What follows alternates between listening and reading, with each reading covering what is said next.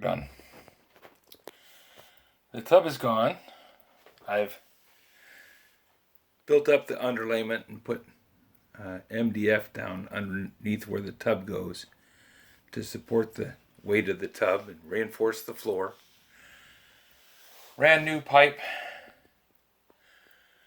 Got the shower head mounted to the wall. Went with a single handle faucet instead of the two handle faucet. It's one less thing to break on it. Took a lot of work to get that pipe in there. I had to do a lot of cutting and fitting and got it all put together. No leaks. That was quite a pleasant surprise. It all went together with no leaks. And I've painted all the walls with mold killing paint. Not because I have to worry about mold, but because I don't want to worry about mold. It's going to be a humid area, and the humidity will breed mold even if it isn't there to start with. So the mold killing paint, it's Zinsser mold killing paint.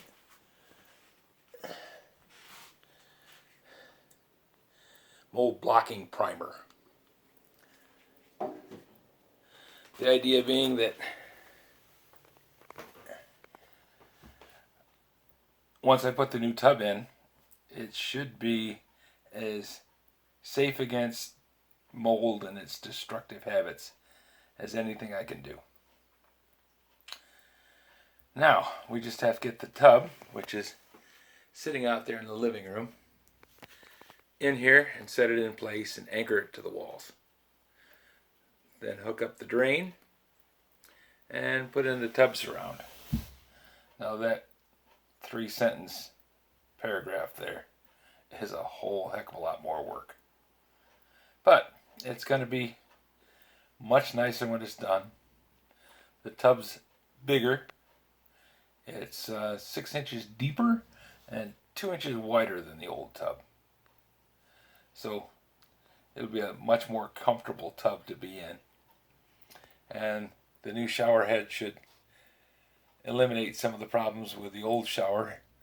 This is a temperature controlling shower head. Once I set the temperature mix, it tends to stay there unless something changes. You know, if you turn the water heater up or down, then the temperature changes in the water. All it can do is mix a certain amount of hot with cold. So if the hot is always at the same temperature and the cold is always at the same temperature, the output of the faucets is going to be the same temperature. So it's supposed to prevent scalding, which is always a good thing. Some people have a problem with that. You know, if you lose, if you run a sink in another room, you can take away all the hot water from the shower while you're in it and you'll get cold. Uncomfortable, but not bad. Other people have it where if you run the cold water in another room, you lose the cold water in the shower and all you get is hot. My brother actually got scalded that way once. So hopefully this takes care of that problem. Not that it's been an issue, but you know, prevention. Always think ahead, plan for what might fail, and try and avoid it. So that's enough for today, and we're going off to a doctor's appointment, which seems to be something we do more and more as we get older.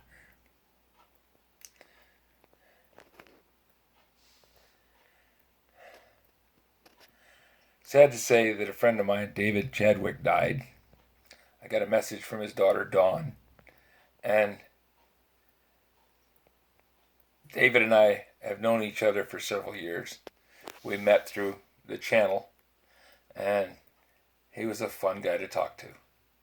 We shared a lot of experiences, and I'm going to miss him.